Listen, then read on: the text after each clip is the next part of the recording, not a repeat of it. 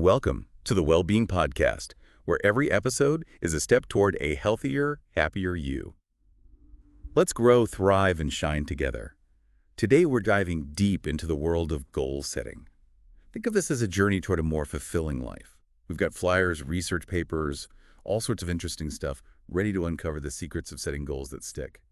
Yeah, what's fascinating is that we often start the year with these big, sweeping resolutions, like, I'm going to be healthier or I'll finally save more money, but those are usually too vague to actually stick. Right, it's like saying you'll climb Mount Everest, but forgetting to pack a map, Mm, or any gear, or learn how to climb. exactly. And all of our sources really highlight the difference between goals and resolutions.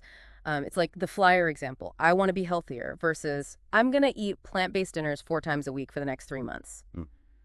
One's a wish, the other's an actual plan, and that shift in thinking is key. Okay, so how does that concrete goal actually affect us? Well, think of it this way. Goals give you clarity, direction, and a sense of accomplishment that resolutions just don't. Resolutions are like saying, I want to go somewhere, while goals are like having a map and a compass to guide you. So it's not just about what we achieve, but how that achievement makes us feel. Exactly. And that sense of accomplishment fuels future motivation. It's a positive feedback loop. Now, speaking of setting ourselves up for success, our sources keep mentioning this idea of SMART goals. Oh yeah, I've heard of that. Doesn't it stand for specific, measurable, achievable, relevant, and time-bound?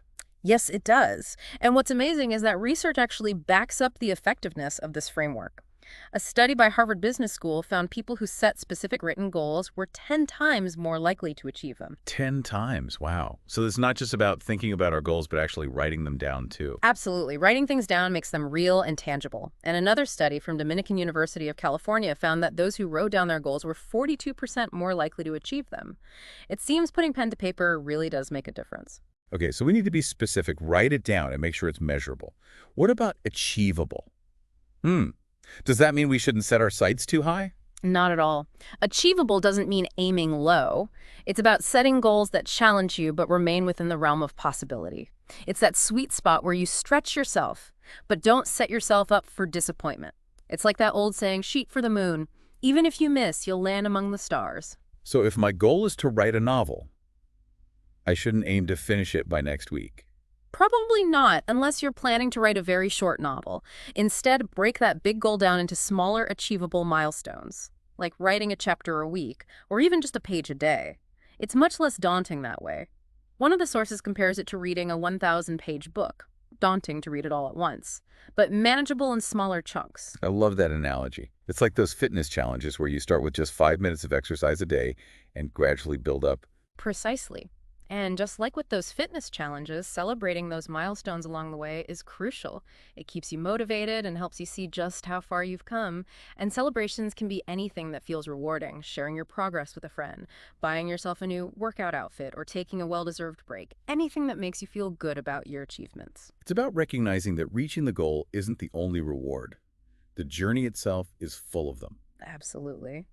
And speaking of the journey, our sources also emphasize the importance of staying on track once we set those goals. Right, because simply setting a goal and then forgetting about it isn't going to get us anywhere. So how do we make sure we're making actual progress? Well, a key takeaway is to regularly review your goals. Don't just set them and forget them. Actively check in with yourself and your progress. And there are tons of different methods, so find one that suits you best. Like what? Give us some examples. Well, some people love journaling, writing down their thoughts, feelings, and observations related to their goals. Others prefer apps or spreadsheets where they can track the progress visually. And some find it really helpful to have a friend or accountability partner to have regular conversations with. I love that. It's like having a personal cheerleader in your corner. So it's not just about checking boxes, but actually reflecting on what's working, what's not, and making adjustment as needed. Exactly. Life throws curveballs. And we need to be able to adapt our plans as we go. That's where some of the planning techniques mentioned in the sources come in handy. But more on that after a quick break. Welcome back to our deep dive into goal setting. Before the break, we were talking about reviewing our goals and staying flexible. But there's another layer to this, the psychology of goal setting. It's not just about mechanics, it's about understanding how our minds work. Yeah, that's so true. You can have the perfect plan, but if you're not in the right headspace, it's going to be a struggle to stick with it. What do our sources say about this mental game of goal setting? Well, one key concept is self-efficacy, which is essentially our belief in our own ability to succeed. And the sources really emphasize that if we don't believe we can achieve something, we're way less likely to even try. Right. It's like that Henry Ford quote, whether you think you can or you think you can't. You're right. Our beliefs really do shape our actions. Exactly. And one way to boost self-efficacy is to focus on past successes. Reminding ourselves of times we've overcome challenges can give us the confidence to tackle new ones. Oh, I love that. It's like building a mental highlight reel of our wins, something to draw on when things get tough. Right. And those wins don't have to be huge life-altering events. Yeah. Even small victories count. Every step forward, no matter how small, is a reason to celebrate. Okay, so we're building confidence, celebrating wins. But how do we stay motivated when those inevitable challenges pop up? Because, let's face it, no journey is perfectly smooth. That's where commitment comes into play. The sources talk about the importance of being truly dedicated to your goals. Not just dipping your toes in, but making a conscious choice to see it through even when it's hard.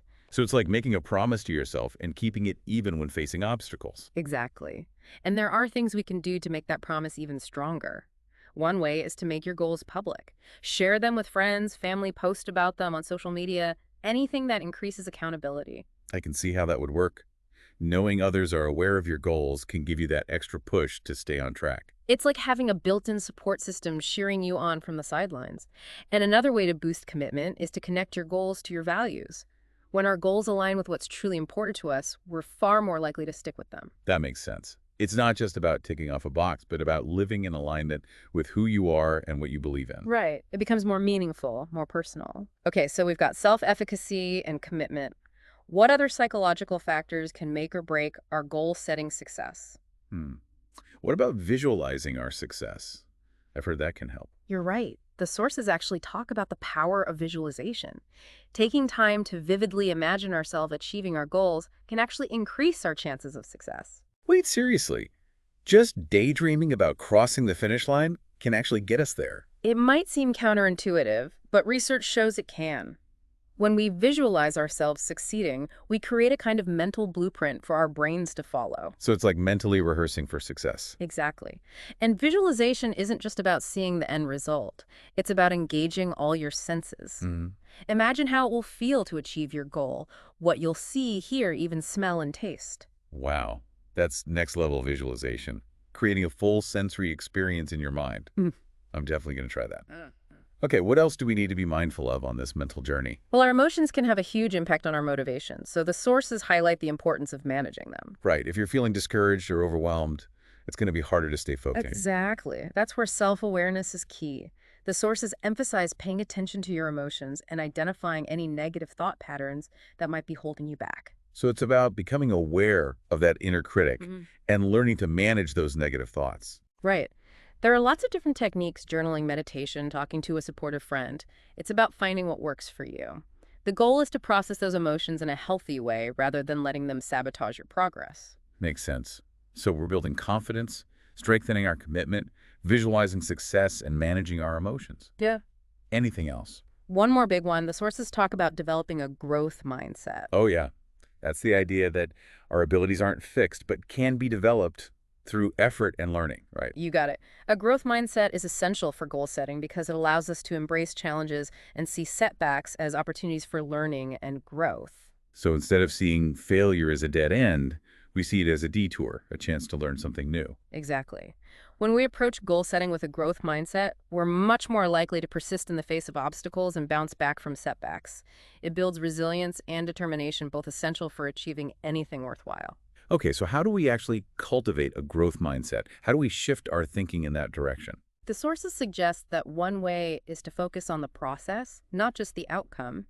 It's about enjoying the journey and learning from each step rather than obsessing over reaching the finish line. It's about celebrating our efforts and progress, regardless of whether we achieve the ultimate goal. Exactly. Sometimes the journey itself is the biggest reward. And when we focus on the process, we're more likely to stay motivated and engaged even when things get tough.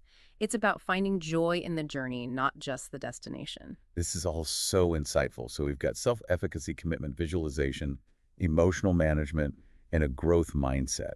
Any other key takeaways about the psychology of goal setting? Well, one thing that stood out to me was the importance of finding balance. The sources emphasize that goal setting shouldn't become an obsession or a source of stress. Right, it's supposed to empower us, not overwhelm us. Exactly. It's about finding that sweet spot where goals challenge and inspire us without taking over our lives. And it's about being kind to ourselves, recognizing that setbacks are a normal part of the process. So it's not about beating ourselves up when we stumble, but learning from those stumbles and getting back on track. Absolutely. And remember, you don't have to do this alone. The sources also mention the importance of seeking support when you need it. Talking to a friend, joining a support group, or even seeking professional guidance, there are resources available to help on your goal-setting journey. It's a good reminder that asking for help is a sign of strength, not weakness. We're all in this together. Wow, we've covered a lot of ground in this part of our deep dive. We've explored the psychology of goal setting, from the importance of self-efficacy to the power of visualization and the benefits of a growth mindset. But we're not done yet. In the final part, we'll bring it all together and share some practical tips for setting and achieving goals that truly align with your values and aspirations. I'm looking forward to it. Welcome back to the deep dive. We've explored the what and the why of goal setting, from SMART goals to the power of mindset. Now let's get practical. What are the tangible steps our listeners can take to set themselves up for success? Exactly. We've laid the groundwork, but now let's build something amazing. Where do we even start? Well, it all begins with identifying what truly matters to you. You know, those deep-seated values and aspirations that drive you forward. The sources really emphasize aligning your goals with your authentic self. So it's not about chasing someone else's definition of success, but figuring out what you genuinely want to achieve. What are some questions our listeners can ask themselves to get to the heart of their goals? Okay, well, here are a few. What brings you joy? What kind of impact do you want to make on the world? What legacy do you want to leave behind? These are big questions, but they can help uncover your true north. Yeah, it's about connecting with your purpose, that driving force behind everything you do. Okay, so we have a clearer sense of what we're aiming for. What's next? Time for action planning. Remember the SMART framework we discussed?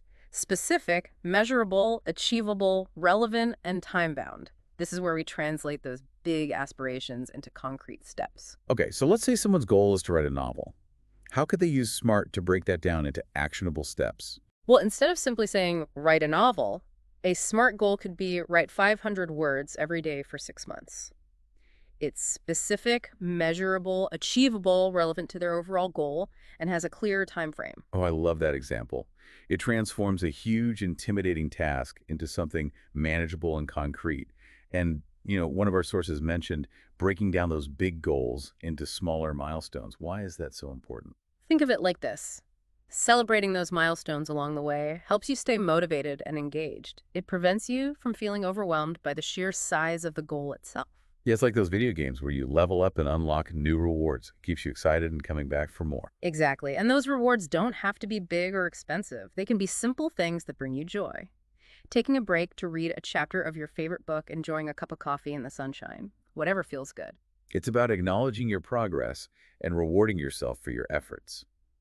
What are some other tips for staying motivated and on track? The sources highlight the importance of creating a supportive environment.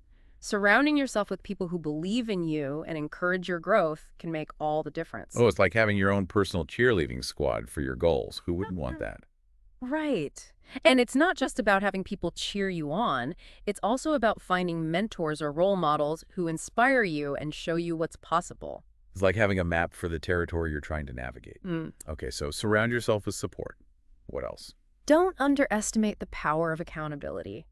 Sharing your goals with others and asking for their support can help you stay committed. Yeah, it's like having a workout buddy who keeps you motivated and on track. Precisely. Now, this last tip is really important. One of the sources really emphasized self-compassion.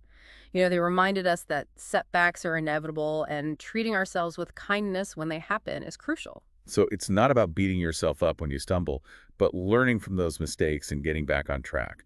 Exactly. It's about remembering that you're human and progress is rarely a straight line. It's messy, it's imperfect, and that's okay. Yeah, it's about embracing the journey with all its twists and turns. That's a powerful message. Well, we've covered so much in this deep dive into goal setting, from the difference between goals and resolutions to the psychology of success and practical tips for creating an action plan. But as we wrap up, I want to leave our listeners with one final thought.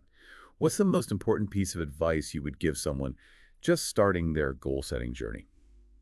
Start small. Don't try to change everything at once. Choose one goal that's truly meaningful to you and focus on making small, consistent progress.